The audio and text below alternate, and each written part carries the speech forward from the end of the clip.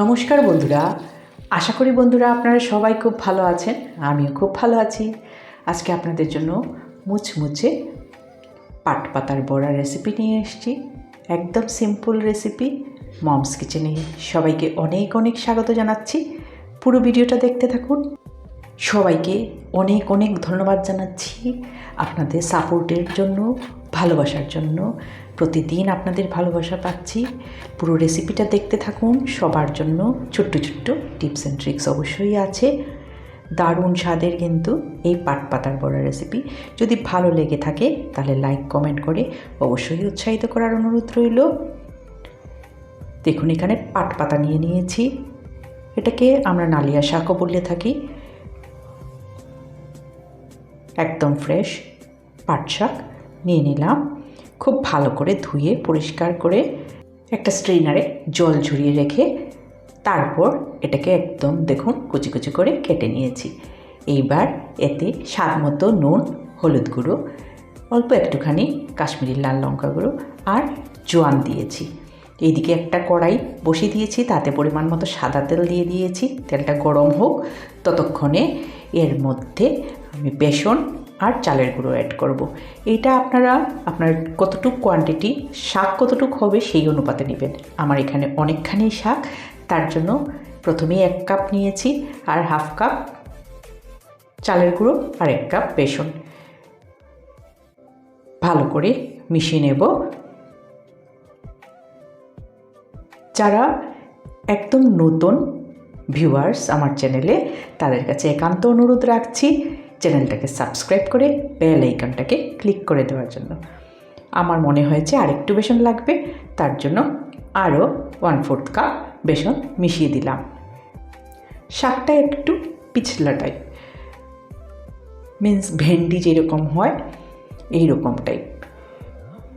এইভাবে আমি একটু চ্যাপটা চ্যাপটা করে ভালো করে গরম হওয়া তেলের মধ্যে একে একে দিয়ে দিচ্ছি বড়াগুলা।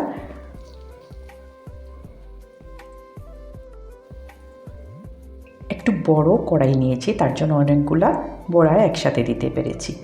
আর গ্যাসের ফ্লেমটাকে হাই করে রেখেছি। সবাইকে অনেক অনেক ধন্যবাদ পাশে থাকার জন্য, পুরো ভিডিওটা দেখার জন্য। গ্যাসের ফ্লেমটা অবশ্যই আপনারা খেয়াল করে কমিয়ে বাড়িয়ে নেবেন। উল্টে দিলাম, অপোজিট সাইডটা ভালো করে এখন হয়ে যাবে। এইভাবে সব বড়াগুলা ভেজে রেডি করে নিলাম বন্ধুরা। খুব ভালো করে ভাজা হয়ে গেছে। এইবার নামিয়ে একটা পাত্রে তুলে নেব। পাট শাকের অনেক রেসিপি আমার চ্যানেলে আছে বন্ধুরা।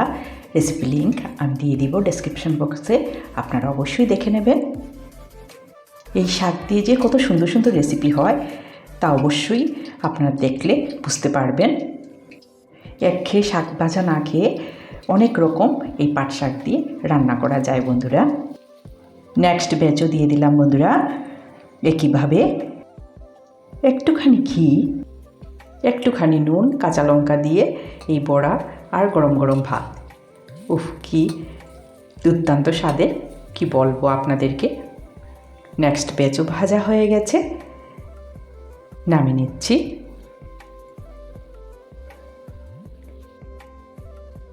কীরকম মুচমুচে আপনারা শব্দ শুনি বুঝতে পারছেন। এবার সার্ভ করে দেওয়ার পালা বন্ধুরা।